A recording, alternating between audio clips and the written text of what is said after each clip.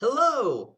Uh, it's time to finally get started on the final book of the Soldier Sun trilogy, which is called Renegade's Magic. Um, and hoo boy, these first 7 chapters of Renegade's Magic are, by a long shot, the most dense and intense section of this trilogy so far. Nothing in the first 2 books can compare to the pace of these 7 chapters, the density of new information, of really major events, and also of incredibly good writing. Um, I have never complained about the pacing of the previous 2 books. I think that the previous 2 books and their slow pacing worked really well. Um, but it is exhilarating to be thrust into this much faster pace for the start of the third book. And it makes me wonder if the whole third book is going to be like this. Um, if the whole third book maintains this kind of breakneck pace that these 7 chapters had, um, it is going to be a very different experience than either of the previous 2 books, and I'm here for it. If it goes back to a slower pace, I will also be fine with that. I'm just sort of struck by how drastic the difference is so early on. Anyway, let's get into the actual contents of these chapters. So we pick up right where we left off last time with Navarre, um, with Navarre uh, leaving Garnian civilization behind and going to join the Specs in the forest, having faked his own death, something that doesn't last as long as I thought it would, but we'll get to that. So he's faked his own death. He's convinced everyone using magic that he's dead, and he's off into the forest, having cut off all his ties to his past life. And once he gets to the forest, things immediately escalate.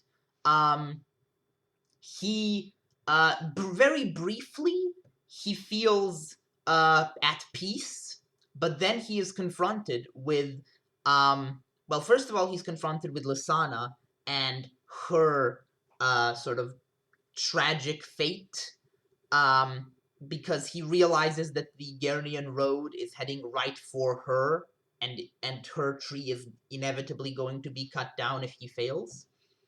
Um, which, I mean, kind of makes sense. I mean, the whole ancestor grove is in the path of the road. It was always going to be screwed. Um, but it's good for him to have sort of a more personal connection to it as well, and not just an abstract fear for the ancestor grove as a whole.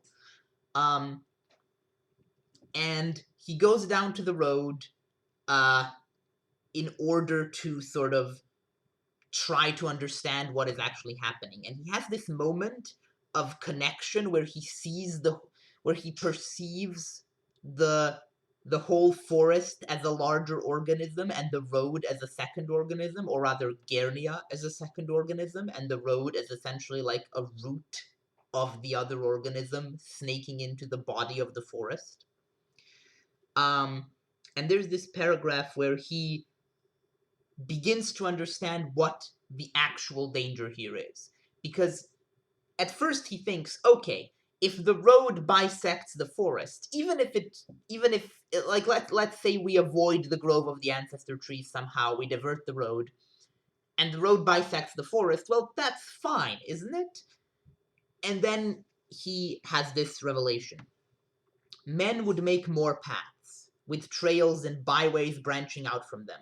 Beneath that ever-spreading network of roads and paths and trails, nothing lived. Could death grow? I suddenly perceived that it could. Its spreading network could cut the living world into smaller and smaller sections until no section was large enough to survive.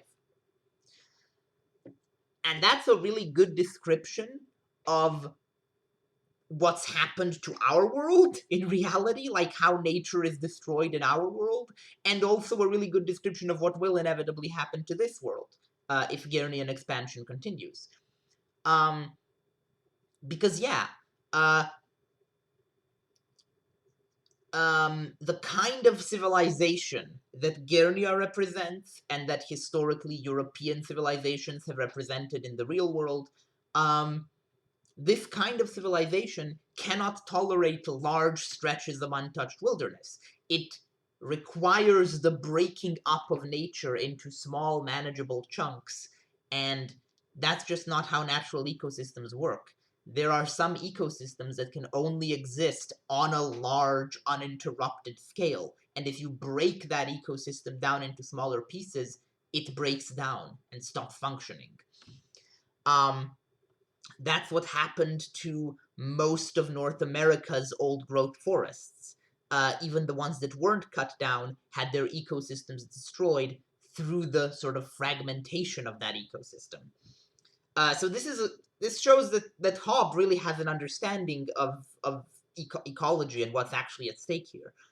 And it's presented to us here through this sort of very spiritual connection that Navarre has with the forest, but it's also just a very straightforward way that ecological systems work.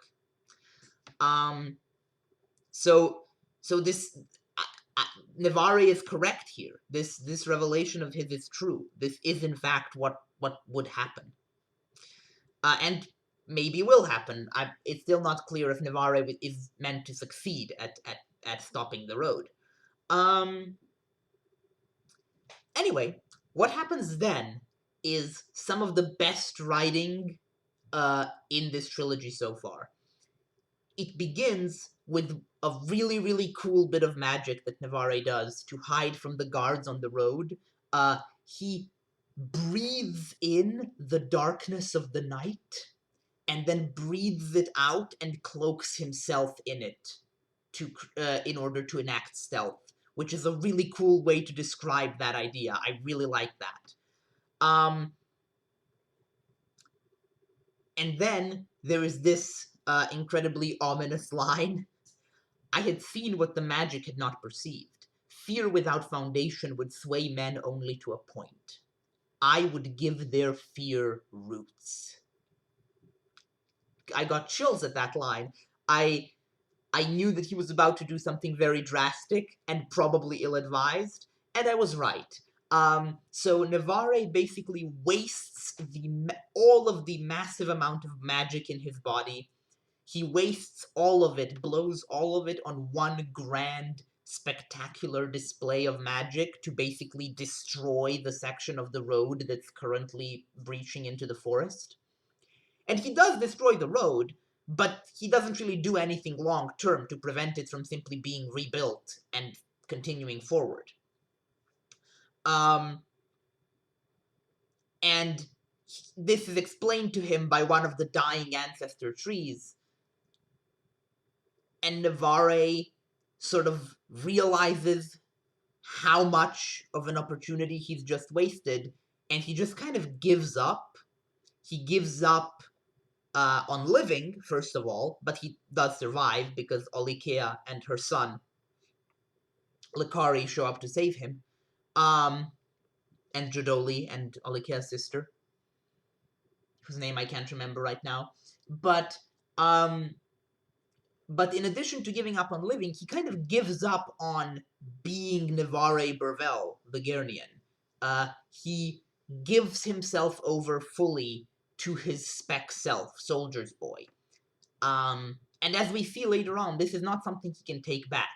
He is now essentially a spectator in his own life. His body has been fully taken over by this other personality, and Navarre, as our narrator, is forced to just observe what his other self does with his life.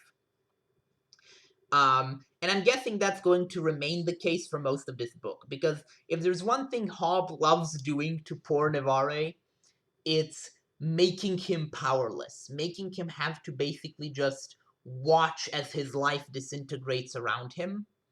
And what better way to sort of take that concept to its most extreme form than to literally have him be powerless to control his own body. He does have some influence, but it's very minor.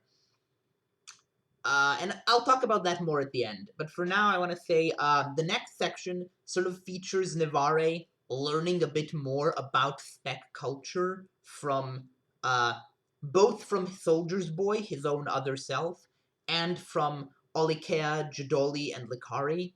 Um, we learn a bit sort of about the relevance of the feeder and the Great One, like the relationship between these two figures in this society. The fact that the every Great One has a feeder, usually only one. Um, it seems I'm still not quite clear on the gender lines here. Like, I'm still not 100% certain how many female Great Ones there are. Like, how much of a weird outlier Lysana is. And because I'm not sure how because I'm not sure if Lysana is an outlier or if female Great Ones are a thing, in general. I'm also not sure how unusual it is to have a male feeder. Um, because it's made very clear that uh like there is an expectation of a sexual relationship with the feeder as well as a feeding relationship. Like Jodoli, when Nivare chooses Likari for his feeder, uh Jodoli sort of implies that Nivare is basically a pedophile, maybe? And Nivare clarifies that no, obviously, but it does make me think that it's probably standard for the feeder to be of the opposite binary sex uh, to their Great One, which then again makes me wonder, did Lysana have a feeder when she was alive? How did that work? I don't know. I'll have to wait until they get to the wintering place and we meet more Great Ones, presumably. Because so far every Great One we've encountered or heard about other than Lysana has been a man, and every feeder we've seen other than Likari has been a woman. But we also have a very small sample size. We've only met a couple of Great Ones and a couple of feeders, so it's not enough for me to draw any large conclusions about. So I can't really talk about gender in spec society just yet.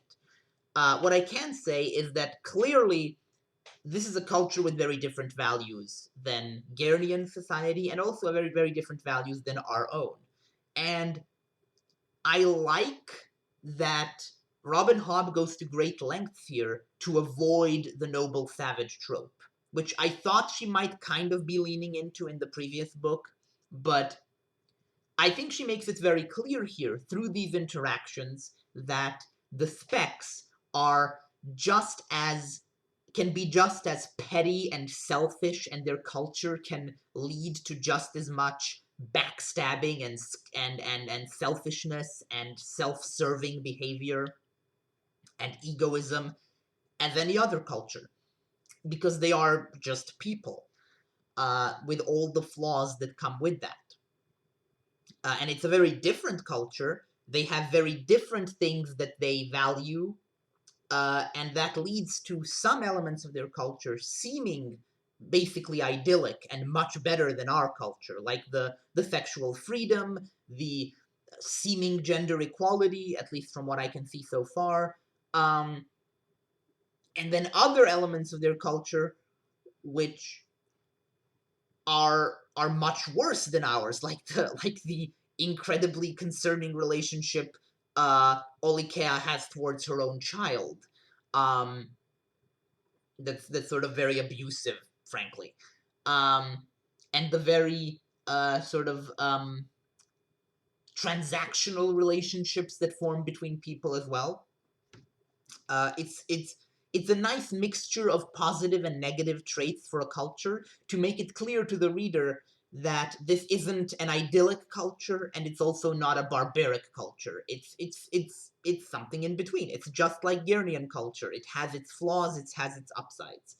Um, and and I think the important thing here is to note that this doesn't really change the fact that on the macro level, like on the level of the relationship between these two societies, Gurnians are still the undisputed antagonists here, and the Specks are the undisputed victims trying to survive.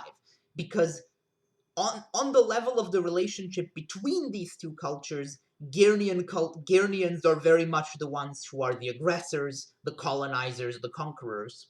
But that doesn't actually mean that their culture is inherently evil and the Spec culture is inherently good. They're both equally valuable cultures or organisms, as Navarre views it from above. It's just that right now, in their relationship, one of those organisms is acting in a aggressive colonialist manner, which I like. I like that framing of colonialism as essentially being about two organisms struggling for survival and one of them trying to devour the other. So yeah, that's interesting. I'm still wary of the potential like white saviorism of Navarre here. But to whatever extent that ends up being the case, I think it is still very much tempered by the fact that he is only able to do what he does because of his spec self. Like the version of himself uh, that is currently trying to save the Specs is a version of himself that comes from the Spec culture, not from the Garian culture. So even though there's some shades of white savior to the whole story, I still think it's a very I still think Robin Hobb has done enough to distance herself from that it's going to be fine in the end. We'll see. There's still ways for it to really, really crash and burn, but so far I don't think it will. Okay, so what happens after that? The next. Oh wait, before we get to that, there's this exchange between Jadoli and Navarre / Soldier's Boy. Jadoli asks, "When you say my people today, to whom do you refer?" It was not a question for Soldier's Boy, a great man of the. It was not a question just for Soldier's Boy, a great man of the Specs. It was for Navarre to answer as well. Soldier's Boy spoke for both of us. "I do not think I will say my people for a very long time."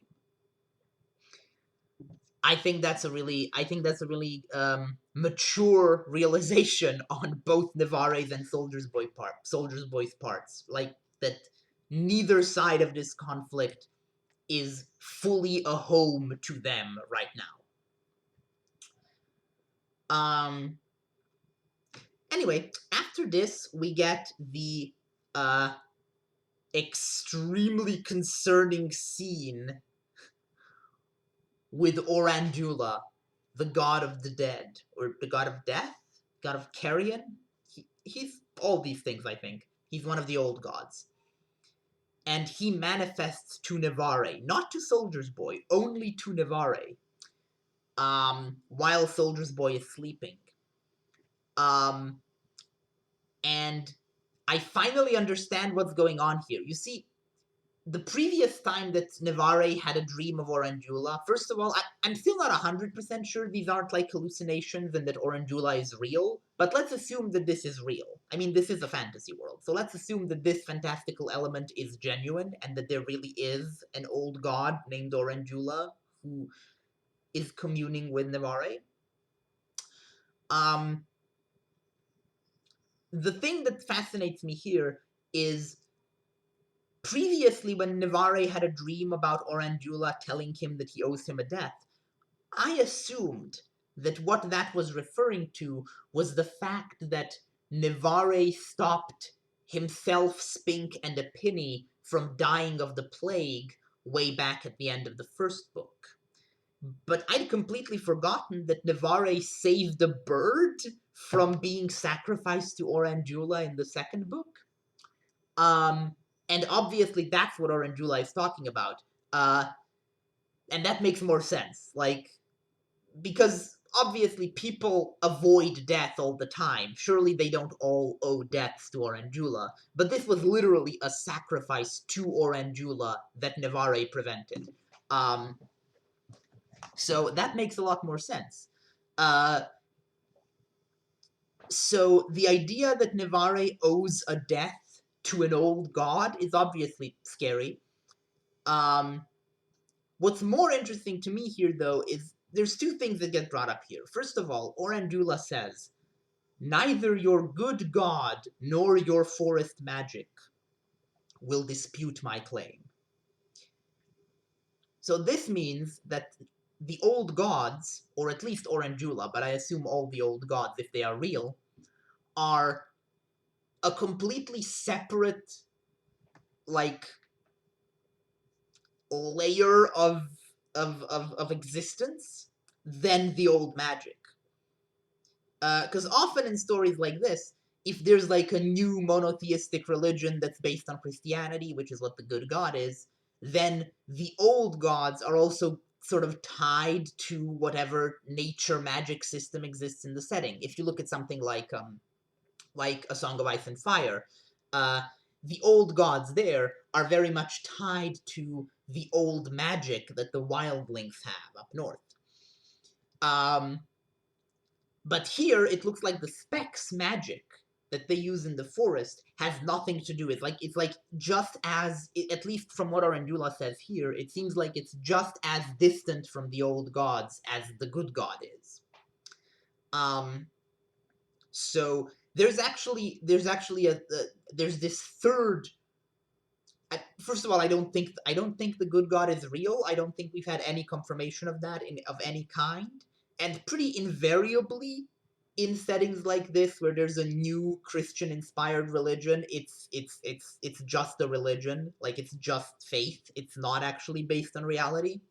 That's also the case in A Song of Ice and Fire, as far as I can tell. Like, the faith of the Seven is never in any way confirmed to have any sort of power of any kind. So I don't think there is a good god, actually.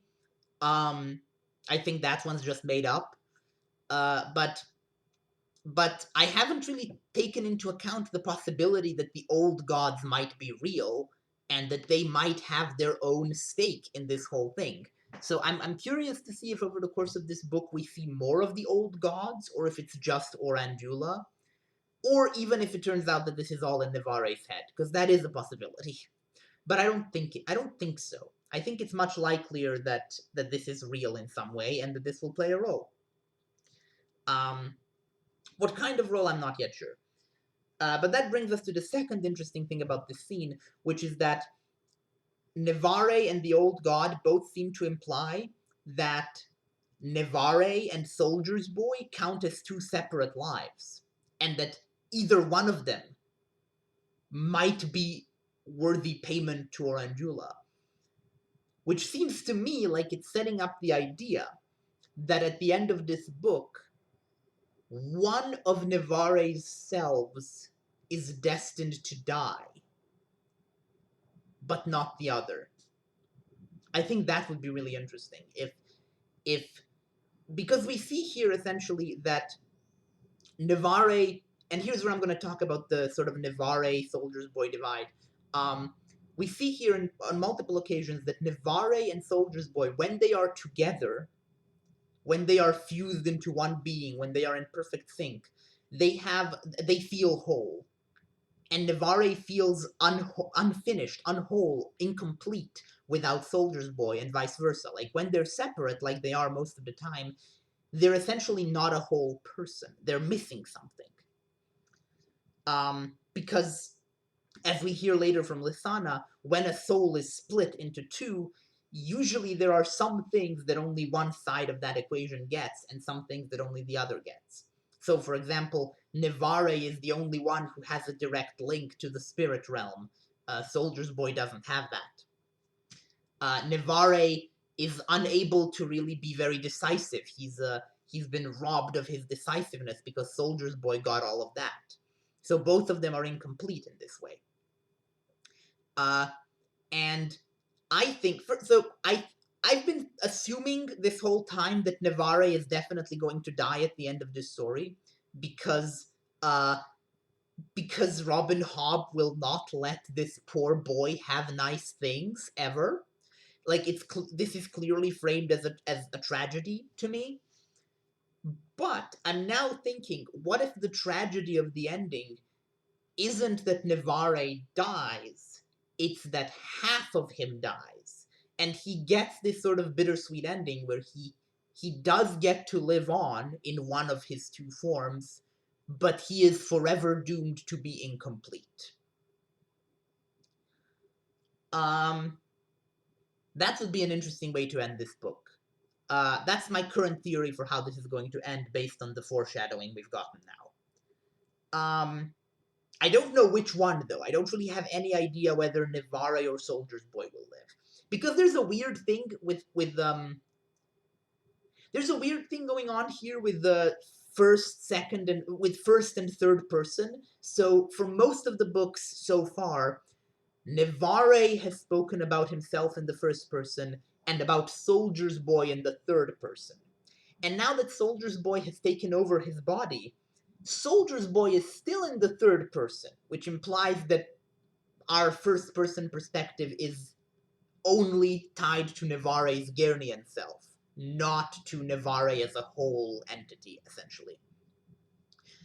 But then there are sections where Navarre, the Guernian self, is also talked about in the third person, in the same way that Soldier's Boy is talked about in the third person.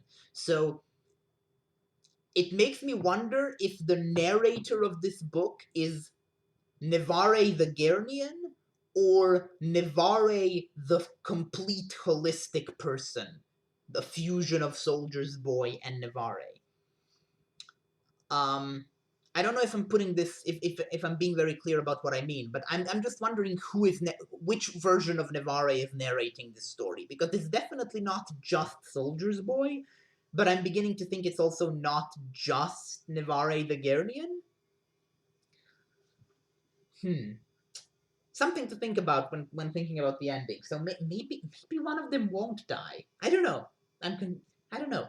I'm also still waiting to see if this narration is actually diegetic, like if this is actually Navarre telling his story to a person at some point in the future, or if it's just sort of Robin Hobb writing in his voice. We'll see. Anyway, that brings us to the final section of this, which is holy fuck, Epinny. Jesus Christ, Epinny, calm down. Jesus. Oh my god. So, I've been on record that Epinny is my favorite character, and that continues to be the case, and this just reinforces that.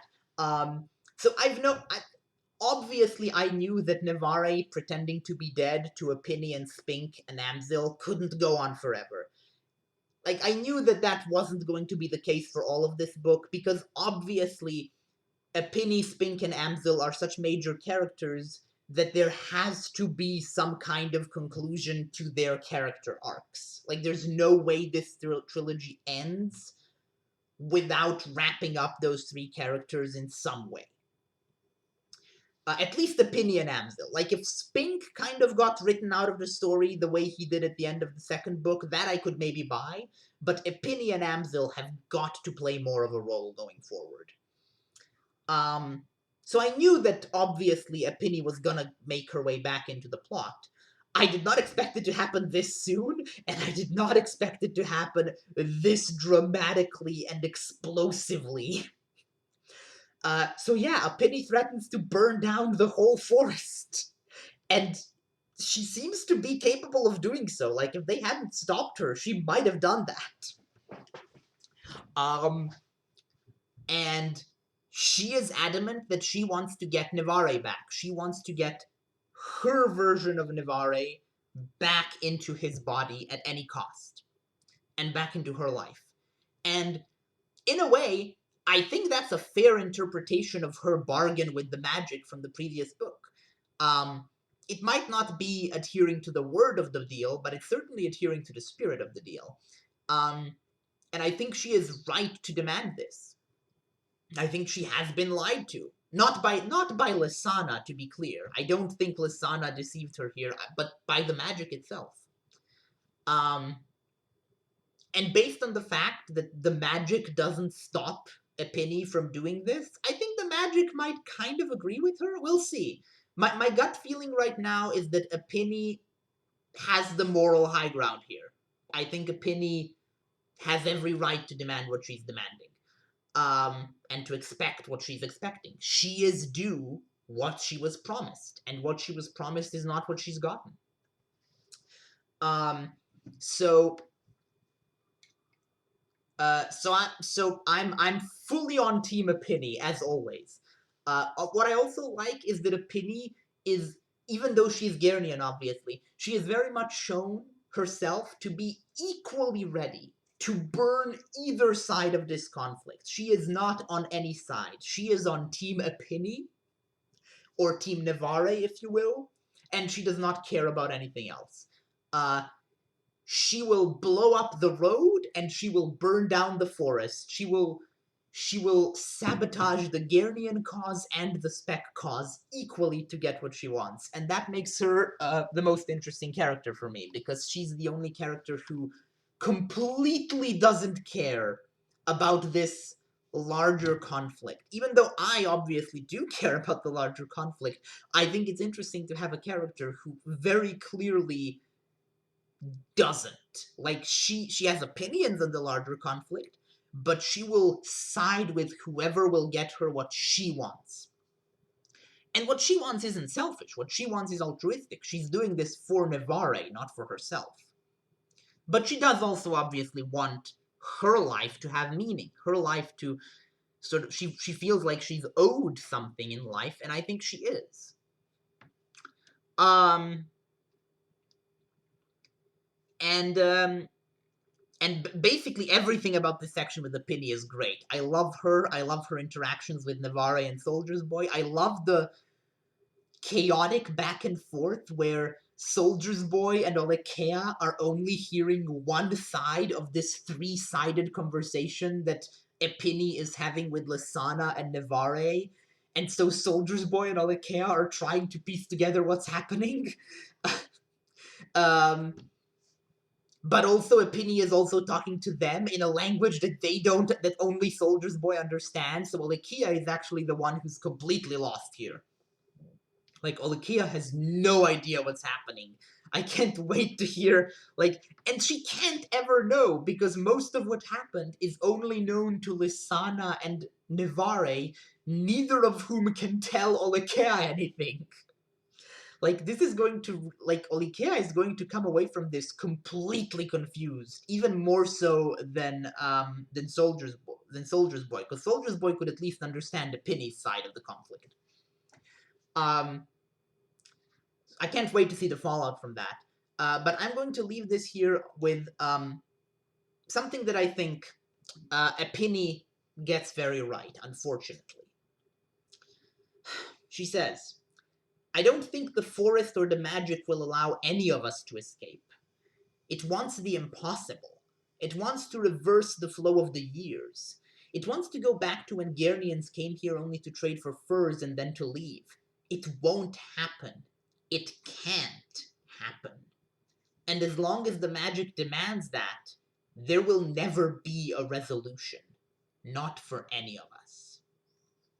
So, while I certainly agree with the Spec position and the Magic's position that the morally required outcome of this conflict is for the road to stop and for the Garnians to leave, I also agree with Epinny that at this point, that's not possible. So while I don't think that these are two sides that should be expected to compromise, I think that there is very much a right and wrong side in this conflict. The Specs are in the right and the Garnians are in the wrong. I do think that ultimately the only way for this to be resolved is through some level of compromise between Garnian expansion and the limitations placed upon it by the magic. I don't know how such a compromise could be possible. Well, that's not true. There is another outcome, which is the complete destruction of one of the two sides. So, the way I see it, this can end in one of two ways. I don't think this is going to end with a Gernian victory. That would be a weird way for this story to end. So I think this either ends with somehow, through some inconceivable way, Navarre managing to actually find a compromise between what currently seem like two fundamentally incompatible positions, namely the positions of the colonizer and the colonized, which are not two positions that can be compromised between because their basic requirements are completely opposite and incompatible. So I don't know how that's going to work. Or Navarre finds a way to basically destroy Gernia, like either destroy it or so thoroughly just materially annihilate it that it becomes impossible for them to keep spreading into the west. Into the east, sorry. Um yeah, those are the only two options I can see for how this larger conflict is going to play out at this point. I'm curious to see if I'm proven wrong, but I don't see any other outcome to that. I don't see an outcome where the Gernians are just convinced to not build the road. Like, either the road is getting built, or Gernia has to be destroyed, basically. Which is the Magic's position, certainly, and I think it's kind of right about that. So, we'll see. I mean, I'm hoping that there can be some kind of compromise, just because I don't want, humans of from any side to suffer unnecessarily. But if we can't have a compromise, I mean, surely Gernia is the side that has to be destroyed, right? Uh, I don't think it would be a very satisfying ending for the Gernians to just win, you know? Um, we'll see. This has been a very rambling video. Sorry, my thoughts are all over the place after this messy, messy section of the book. That had so much messy in a good way. Like, so much happened. This was definitely my favorite section of this trilogy so far. Well, I'm not sure actually. I maybe like the final section of the previous book more. I'll have to think on that because I really like the final section of the previous book as well. Um, I'm not sure. I'm not one for ranking stuff anyway. I will see you next week for the next little section of Renegade's Magic. See you then. Bye.